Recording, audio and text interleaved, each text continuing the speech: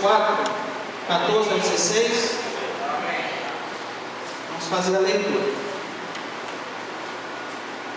Tendo, pois, a Jesus, o Filho de Deus, como grande sumo sacerdote que penetrou os céus, conservemos firmes a nossa confissão, porque não temos sumo sacerdote que não possa compadecer-se das nossas fraquezas.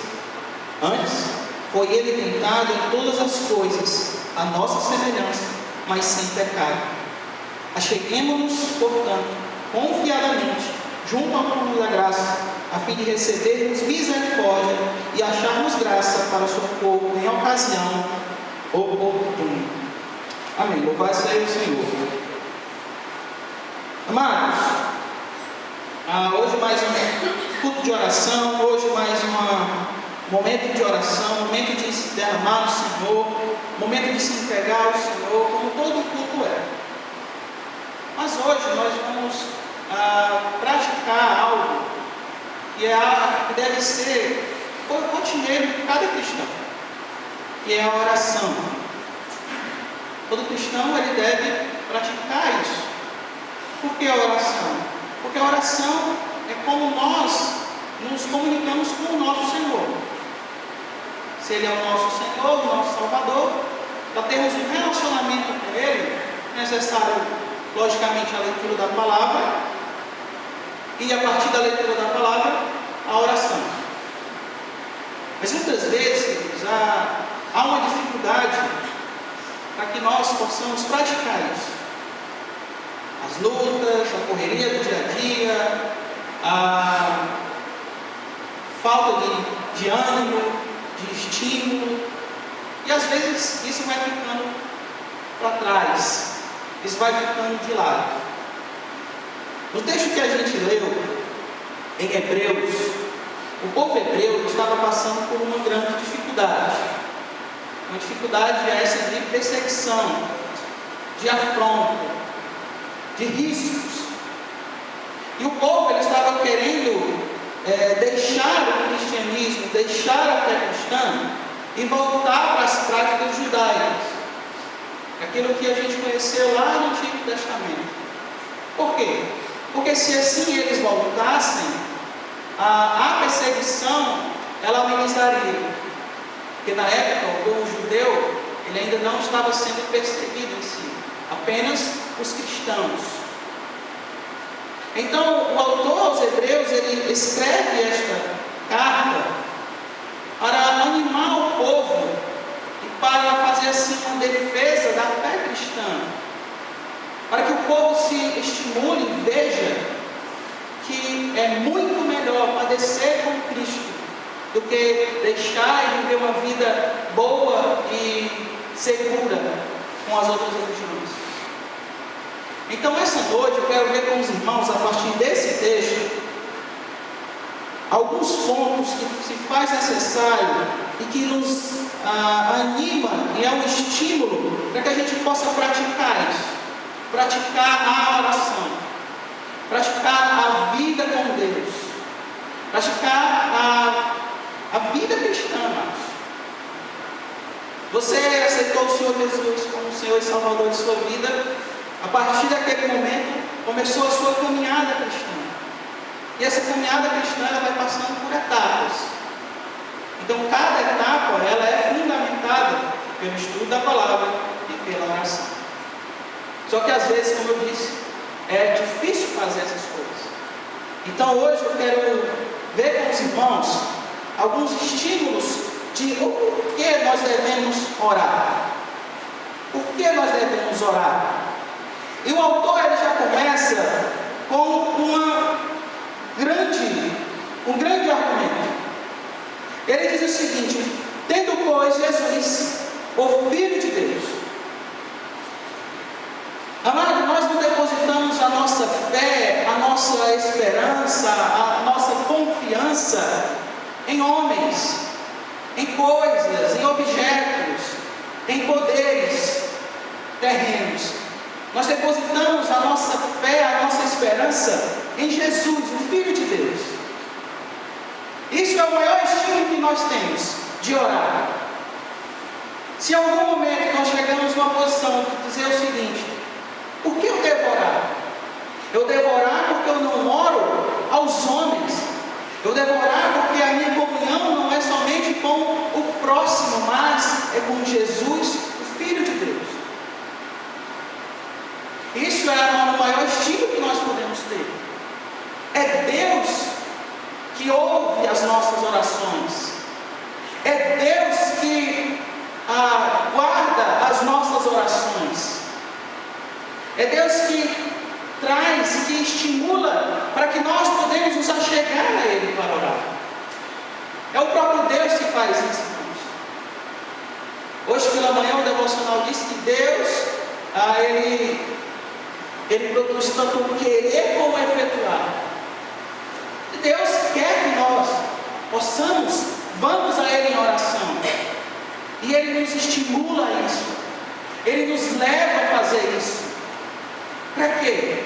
Para que nós nos relacionemos com Ele. Então, o primeiro ponto que o autor aos Hebreus está falando: olha, não deixe o cristianismo, não porque é só uma religião, não, porque é o Filho de Deus. Porque você se relaciona com o Filho de Deus, não com outras coisas, não com meras coisas, mas com o próprio Deus. Então, oração é se relacionar com o próprio Deus. Segunda coisa, ele continua dizendo, como grande sumo sacerdote. Ele diz que Jesus Cristo é o grande sumo sacerdote. O que era o sumo sacerdote? O sumo sacerdote era a figura que fazia a mediação entre Deus e os homens. Uma figura, não era algo real. Sabemos que só Cristo é assim. Mas era este papel do sumo sacerdote. Mas aqui nós vemos o autor que ele diz o grande sumo sacerdote. Ele é aquele que nos leva, queridos, leva a nossa oração a Deus. É Ele que leva a nossa comunhão com Deus. Ele é o nosso único intercessor.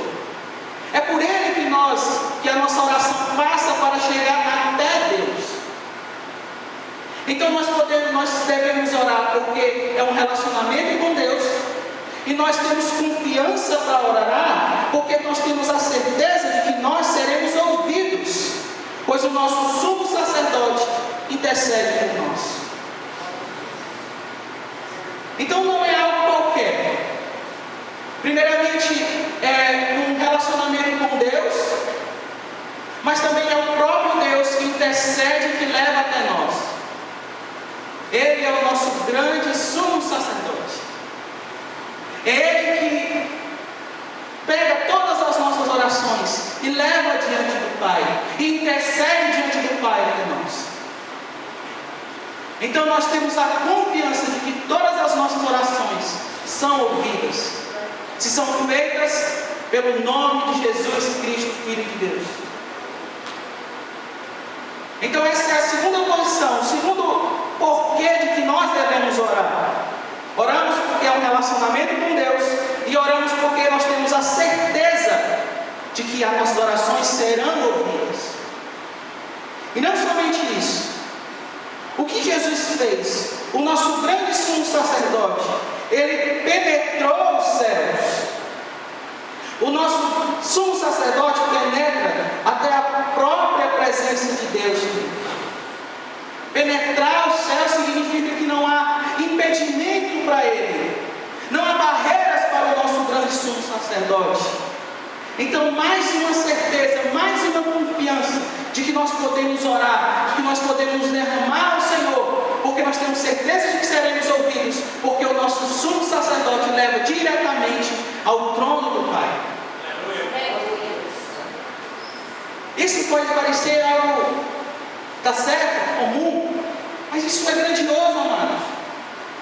Porque nos momentos de dor, de aflição, em que a nossa fé está lá embaixo, não importa isso, porque nós temos a certeza de que todas as nossas orações serão ouvidas, chegarão até o Pai, pois é é o próprio Senhor que leva até Ele.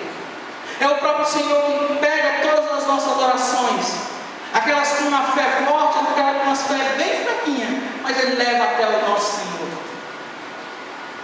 Então nós devemos orar, porque nós temos a certeza de que a nossa oração chegará ao Pai. Chegará ao Pai, pois é o nosso próprio sumo sacerdote, o Filho de Deus, o nosso Senhor, que leva até Ele. Não, queridos, não há ninguém mais. Não há impedimentos para nós. Não há impedimento para o Senhor. É como está escrito mais na frente, no capítulo 10, verso 19. Nós podemos adentrar no Santo dos Santos. Por quê? Porque o véu foi rasgado e agora nós podemos chegar até Ele. Nós podemos ir até Ele. Nós podemos confiar que nós seremos ouvidos, amado. Então, por que nós não é comum que oremos, amados? O pastor falou aqui agora há pouco que alguns cultos em outros lugares, e é comum, as pessoas não vão. Culto de oração é um. Não foi isso que ele falou agora, amém? E por que isso, amados? Talvez porque as pessoas não se sentem confiantes de que a oração delas serão ouvidas, de que a oração delas chegarão até o Pai. Mas existem alguns fatores, amados, que as pessoas não oram, não se sentem estimuladas para orar. E o próprio autor ele vai falar o seguinte: conservemos firmes a nossa confissão. Ora, se Jesus leva até o Pai, se Jesus intercede por nós, se Jesus leva até o trono da graça, até o próprio Deus, então nós devemos estar confiantes para orar. Isso deve ser o maior estímulo para orar. Talvez a cultura que nós vivemos, ela venha dizer que a oração é somente para obter algo do Senhor. E esse algo do Senhor é algo físico, material. Mas a oração não é para isso. Ou talvez não somente para isso. Mas a oração é para que o nosso relacionamento com Deus se estreite.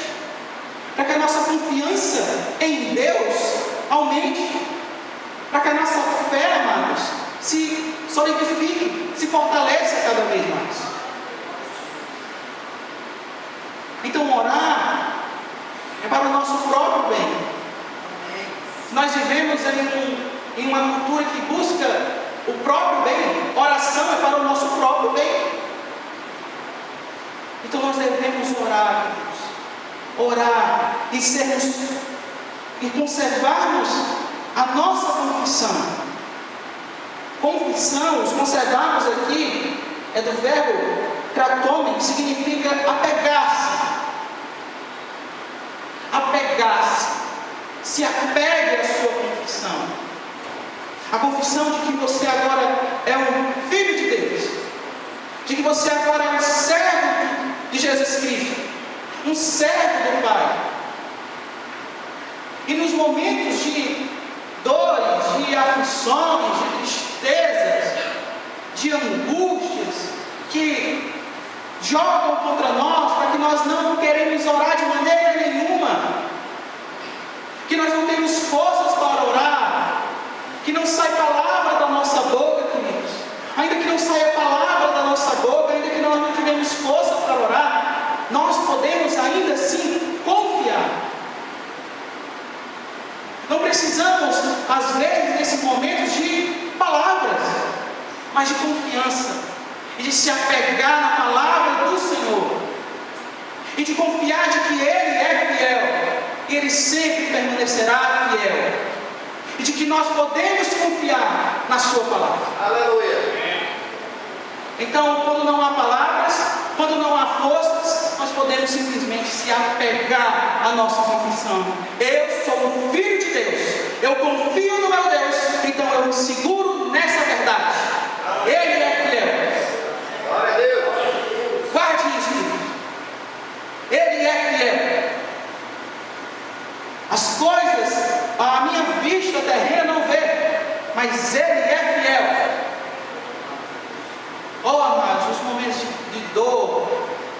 nos faz orar e nos faz ter um entendimento melhor do que a oração. Momentos em que você não consegue nem falar. Queridos, nesse tempo, os irmãos sabem muito bem o tempo que eu e minha esposa vivem.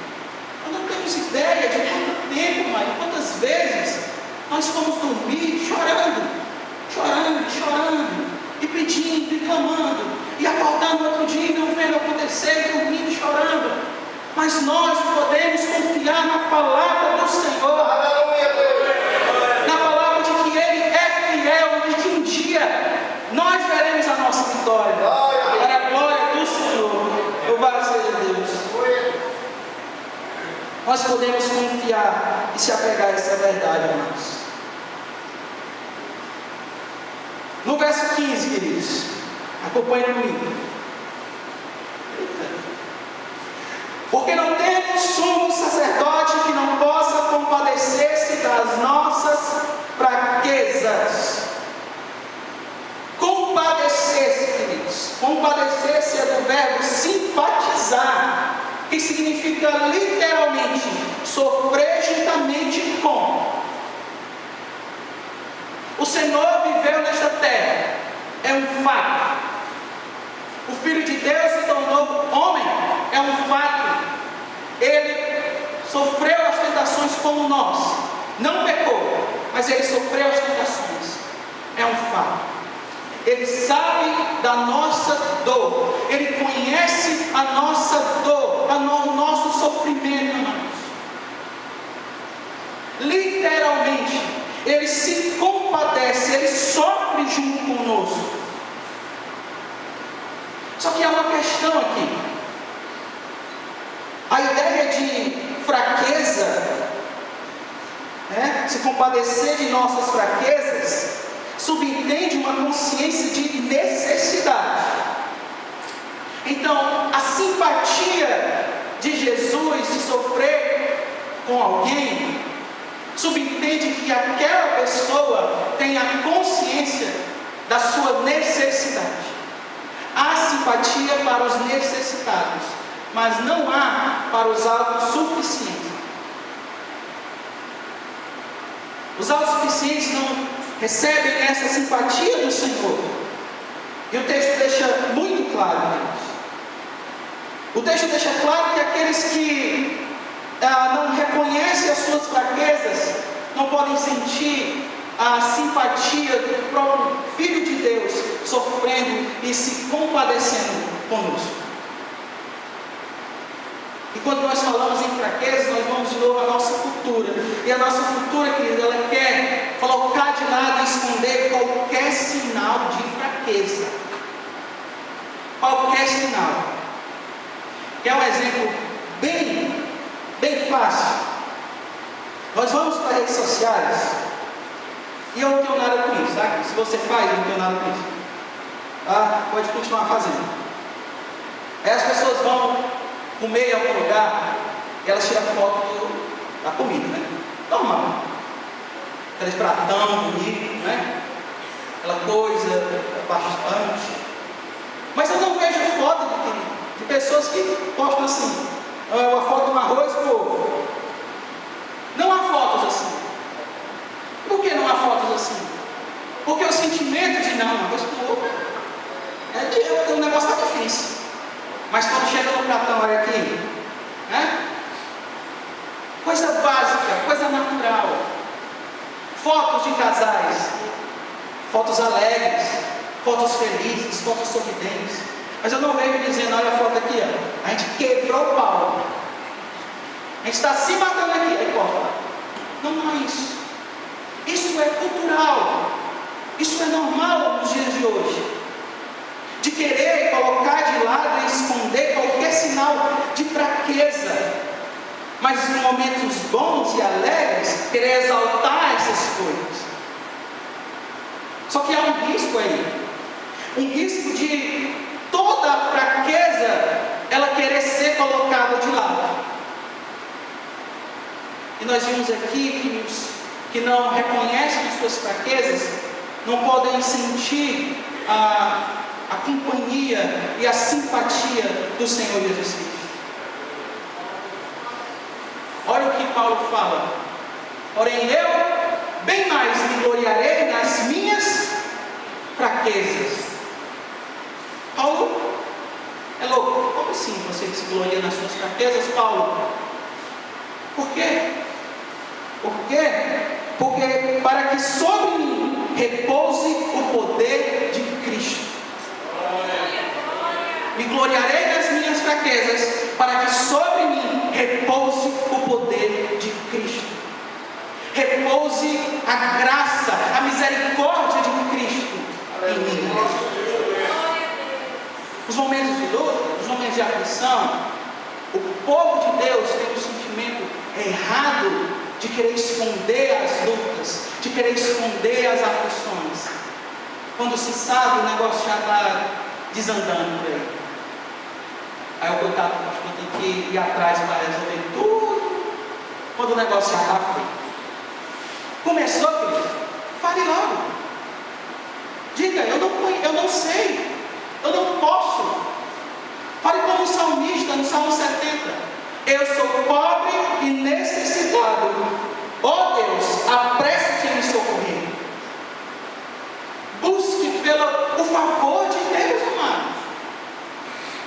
Momentos de luta são os momentos que nos aproximam de Deus, se nós verdadeiramente cremos nesse Deus. É o que Paulo diz, Romanos: o que me separará do amor de Deus? Será a fome? Será a nudez? Será a morte? Será a espada? Será qualquer outra coisa? Não, porque todas essas coisas me levam a buscar ainda mais o meu Deus. Então o sofrimento para o crente é uma forma de aproximar ele de Deus.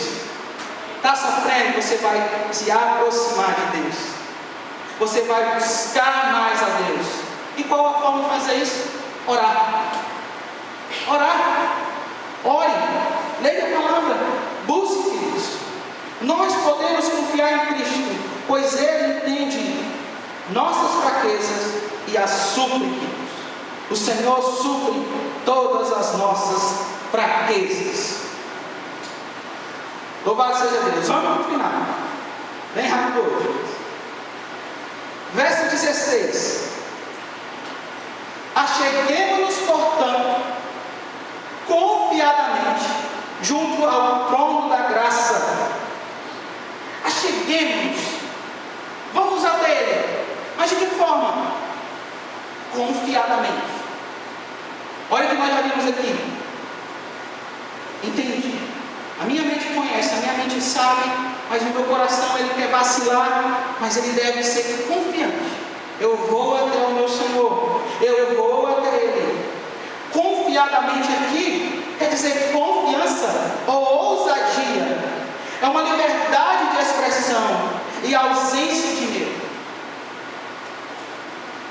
Sabe qual é o outro ponto, queridos? Isso eu sei na prática, de porque muitas vezes o povo de Deus ele não vai e busca o Senhor em oração, porque muitas vezes ele está confuso, com raiva, duvidoso. Oh Senhor, por que eu passo por isso? Sou fiel, busco a Tua palavra, busco me desviar do mal, e isso acontece comigo. Eu passo por isso, e eu clamo, mas isso não passa. Isso vai gerando em nós dúvida, raiva mesmo, mas. Só que o medo de cair no pecado de murmuração faz com que nós guardemos isso e não expomos isso em oração ao Senhor. Não posso chegar e dizer: Senhor, eu estou confuso, Senhor, eu estou com raiva. Por que não?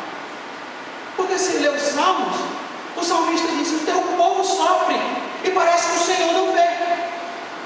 O teu povo padece, o teu povo te serve, mas ainda assim há desgraça no meio do teu povo, Senhor. Como assim? O Senhor virou as costas para nós?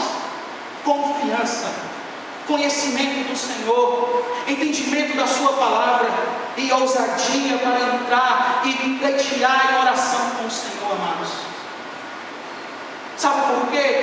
faz isso, o que acontece? Acontece de guardar essa amargura e a nossa fé ela vai ruindo, ao ponto de nós não confiarmos mais em Deus, de não querermos mais orar e ao ponto de não acreditar mais no poder de Deus e de desviar dos caminhos. A dúvida, o medo, faz parte dessa trajetória de busca em oração. Faz parte deste caminho de pedregulhos, de rochas que nós precisamos atravessar. De que nós podemos abrir o nosso coração ao Senhor e confiar naquilo que Ele fará. De acreditar que sim, a sua vontade é boa, é perfeita e agradável. Aleluia. Nós podemos então chegar ao trono da graça, o lugar onde o favor de Deus, o favor gratuito de Deus é distribuído. O Senhor diz: vinde a mim, todos que estão cansados, sobrecarregados, e eu vos darei descanso. Vinde a mim, beba da água da vida. Vinde a mim. É isso que o Senhor Jesus fez na terra. É isso que o Senhor Deus e Pai fez em todo o tempo, querido. Então nós devemos ir a Ele, buscar Ele, e confiantes que Ele derramará da sua graça, da sua misericórdia a nós. Isso nos momentos mais oportunos. O fornecimento da graça é irrestrito, queridos. A única condição é a disposição para recebê-la e entender que ela é indispensável. Então nós devemos orar, porque nós temos a certeza de que seremos ouvidos, e nós temos o conhecimento de que nós necessitamos da graça que será alcançada na oração, de que nós podemos orar porque a nossa oração será ouvida e entregue ao trono da graça de Deus, e de que Ele derramará sobre nós a sua misericórdia, o seu amor em ocasião oportuna.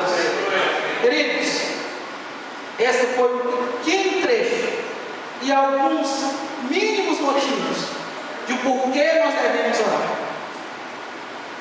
Então, se você hoje pegou ponha isso em prática agora. Confie no seu Senhor. Confie no poder do seu Deus. Se derrame a Ele, amados. Se entregue a Ele. Coloque qualquer dúvida que está no seu coração para fora em oração. Para que o relacionamento seu com o Pai seja cada vez mais forte. Cada vez mais forte. Amém? Eu agradeço a minha oportunidade.